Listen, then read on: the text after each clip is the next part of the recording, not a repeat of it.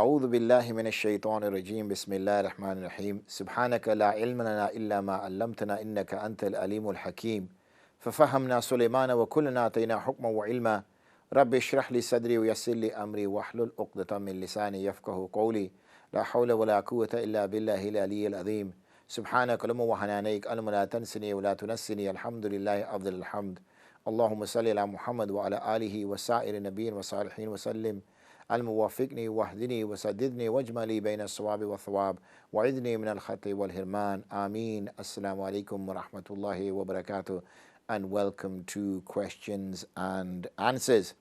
I am Amjad Muhammad, and you will be with me up until around 8 p.m. this evening inshallah, and we will be dealing with your questions and hopefully providing you some answers. The number to call is 01274 214 299. That's Bradford 01274 214 299.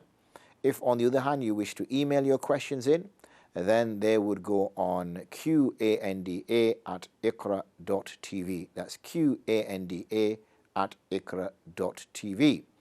So please do get your calls in. In the meantime, we can go to the questions that I already have. But before I do, I've been just to let you know of a mas'ala that I've been dealing with for the last 6 months really.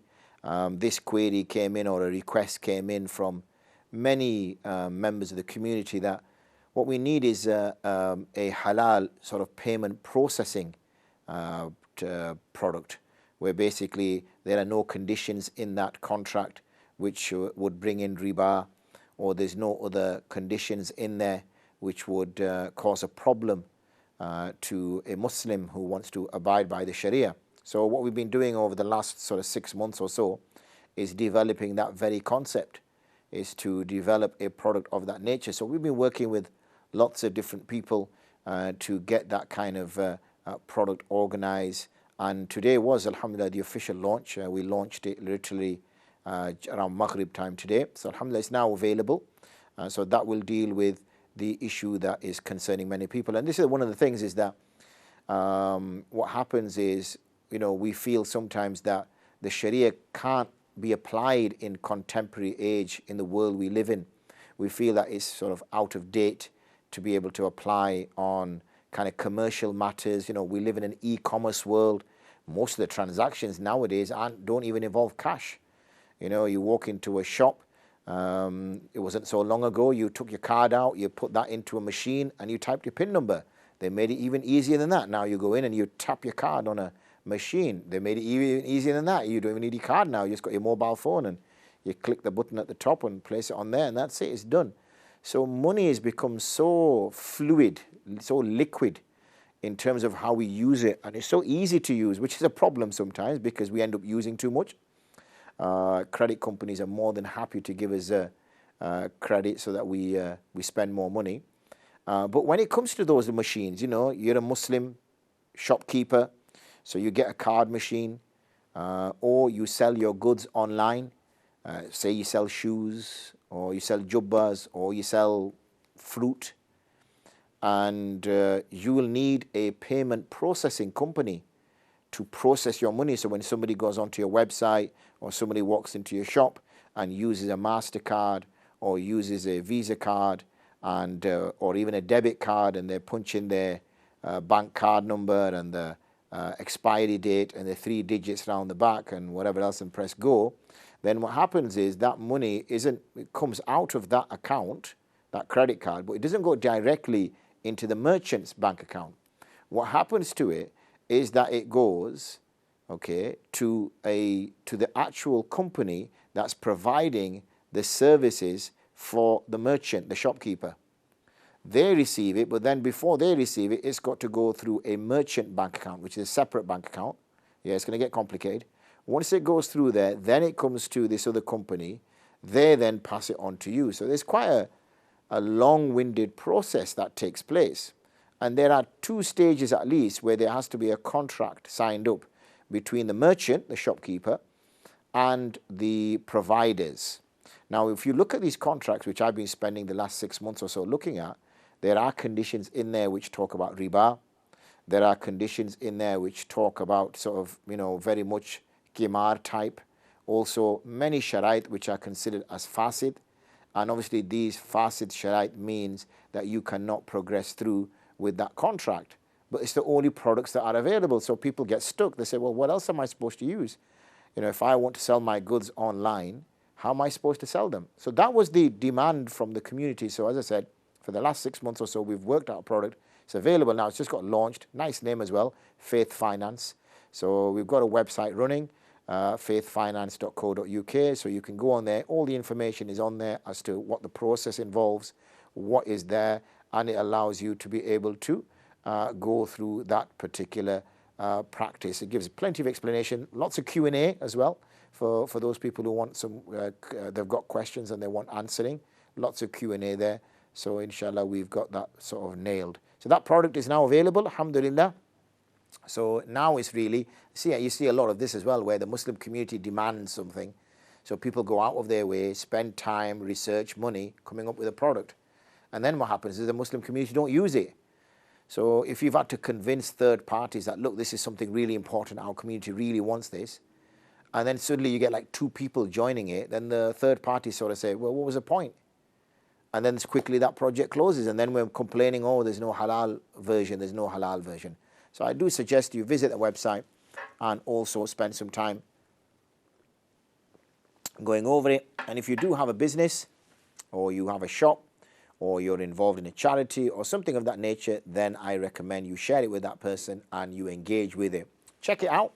First thing, it's halal anyway, but if it's, and it's also competitive as well. So, and it's not that it comes at a premium.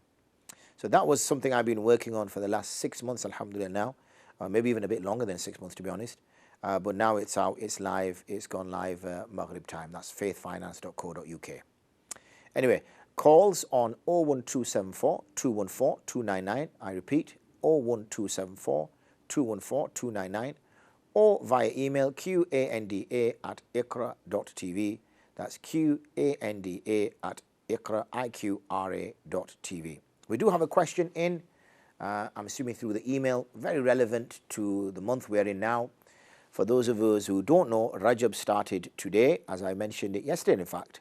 That yesterday, last night, because in the Islamic concept of things, night comes before day. So Rajab night, first Rajab was yesterday, and now today is the 2nd of Rajab, because after Maghrib, it becomes the 2nd of Rajab. Just to give you an idea of what comes next, after Rajab is Sha'ban, and then after Sha'ban is Ramadan. So really, this was the time and the period, and I mentioned this yesterday as well, I feel like I'm repeating myself a little bit, that the Sahaba radiallahu anhum ajma'een started to prepare in advance for Ramadan. They did not, it's no point getting into Ramadan walking. They would get into Ramadan running. So they'd have practice. It's like, like let's just say you're going to do the 3 peaks. You're going to walk up the 3 peaks in the Yorkshire Dales, and you wouldn't just go randomly on a weekend to climb the 3 peaks. That would be madness.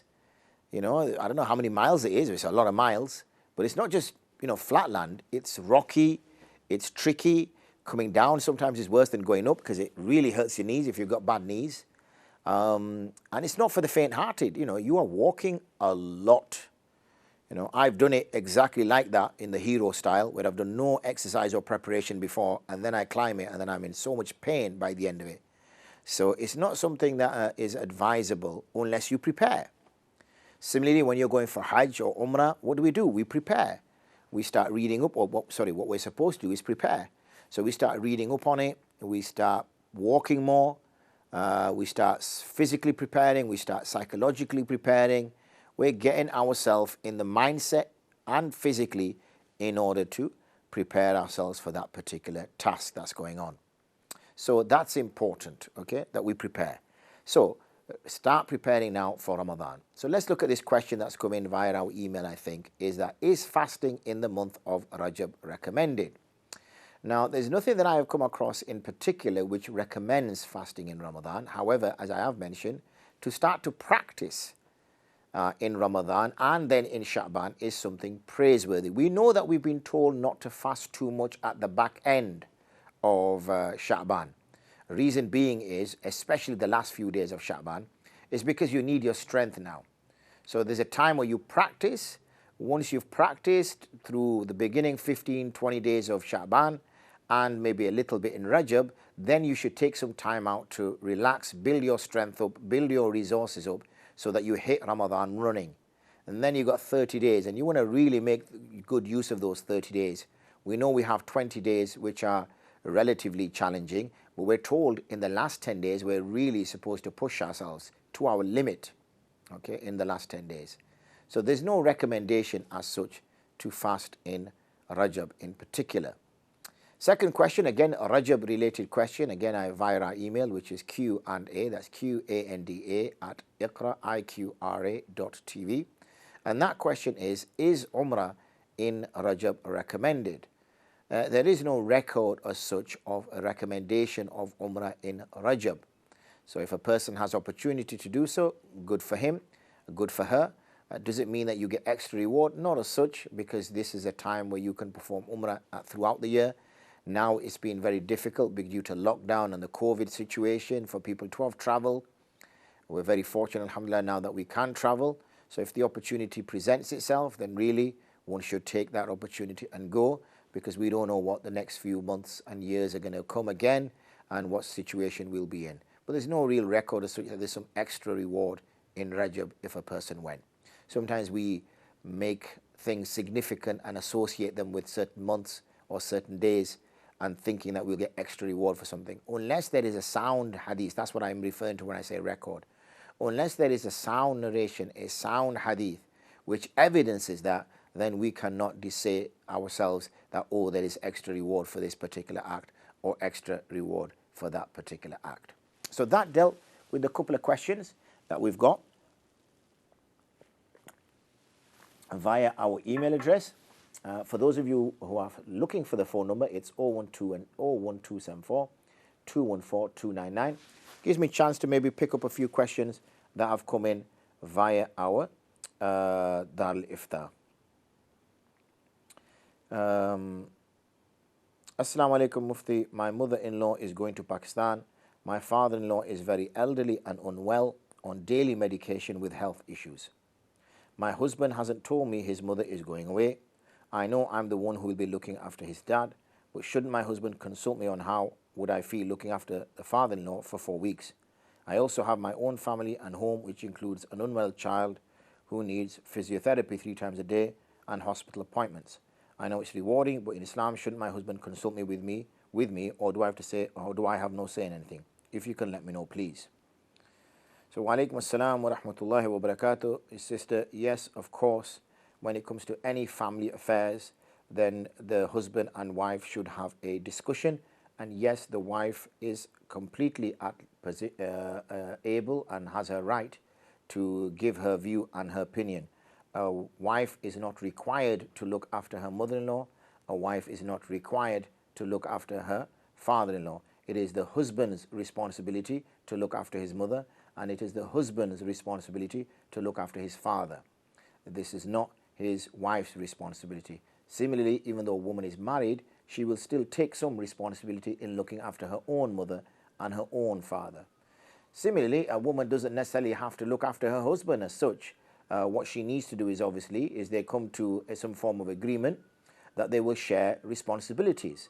Now, if the husband, which is usually the case, is the breadwinner and he decides to work 7-8 hours a day, then of course it makes sense that the wife says, well, fine, if you're working 7-8 hours, then I will take responsibility for ABC, maybe housekeeping, maybe the cooking responsibilities, and maybe looking after the children. But if she's also working, then they're both working, then obviously they need to come to some agreement, because it's not fair that the wife, not only does she have to work the hours that he's working, but then she's also got the responsibility of housekeeping and also the responsibility for cooking. There is nothing which says that the wife has to cook for her husband, or the wife has to clean for her husband, or iron for her husband. This is something which is normally decided through mutual consultation. A marriage, a successful marriage, only works through mutual consultation. When there's expectations on others without their consultation, this is where bad feelings come up. Bad feelings lead to arguments, and unfortunately arguments lead to difficult marriages and eventually lead to divorce. So there should be consultation, especially in this situation where this sister you are being left in a circumstance which is not at your choosing, and you cannot really give an opinion with regards to that. Unfortunately, we see a lot of this going in our communities, where the wife is suddenly expected to do so many things without any consultation whatsoever, because that's how it should be. That's not how it should be. It should be discussed. If we use the Prophet ﷺ as our example, the Prophet ﷺ used to tend to his own needs. He did not ask anybody to do anything for him.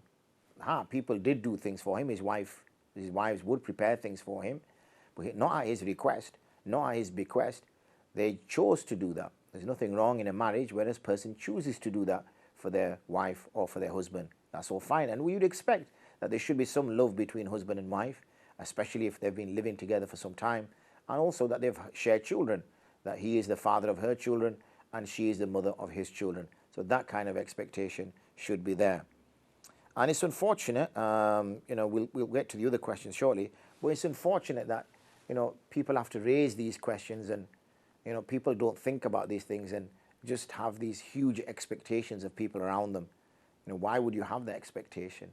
Why should a wife who's already got a job of looking after a husband, looking after the children, and in this particular case, this sister has got also unwell children, she's looking after them as well, and on this case, she's had to deal with now being left with a father-in-law who is clearly in need of a carer, clearly in need of somebody to support him for great lengths of the day. And again, even if the consultation took place and it was over a period of a week or a few days, one can understand. Okay, that seems, it's not fair until she says, I'm happy to do that.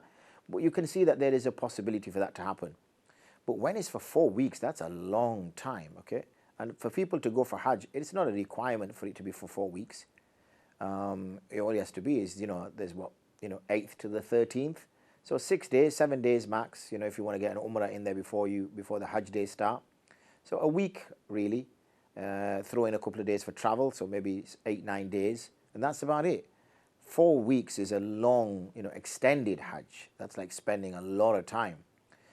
And when a person is not in that situation to be able to do that, then really that's not something that they should choose to do. So let's not be a burden for one another.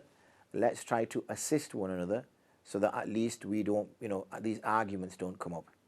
I'm currently working on some fatwa for Mufti Sacha Sahab, and funny enough, we're on Kitab al-Talaq, and it's so sad, the conversations that have been recorded in these istiftars, in these questions where they're narrating, some of these are like 3, 4, 5 pages long, and they're narrating the situations where people have got divorced, and again and again and again, I got into an argument with my wife. My wife was shouting, I was shouting, and then I said, okay, I might as well give you it. And it's again and again, repeat the same story, different person, different city, different time, but same conclusion, again and again. And then people are sort of upset, crying in tears. We want to get back together. We want to get back. Well, there's talaq-e-mughallaza. He's given her 3 divorces. And that's the other problem you see continuously. Why not just give her 1 divorce? Why do you have to give her 3 divorces all at the same time? What's the logic in that? Okay, because clearly your mind is in such a way that you want to, and then you get the excuses from the chap. I was really angry. I think I was insane. I didn't know what I was saying. She made me do it. All these kind of phrases. But the thing is, if you're insane, why is it that you know exactly to give 3 divorces and not 7.8 or not 16 or not 1? That shows a level of comprehension that this person knows what he's doing. That he knows that 3 talaqs is going to divorce my wife. So that's why he's given her 3 divorces. How is that a person who is insane? That shows a person with sanity. So whilst we are calm, whilst we are relaxed, talk to each other. Husband talk to wife, wife talk to husband. Come to some kind of understanding.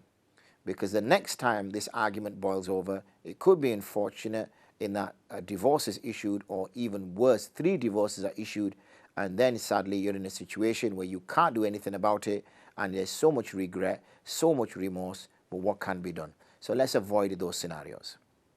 Anyway, we're going to disappear for a short break. We'll come back for more questions and answers. I will share the phone number with you when we return, and I will also share the email with you. So please don't go too far. Maybe get a cup of coffee or something, or a cup of tea, whatever takes your preference, and join me in the next few minutes. Assalamu alaikum wa rahmatullahi wa barakatuh.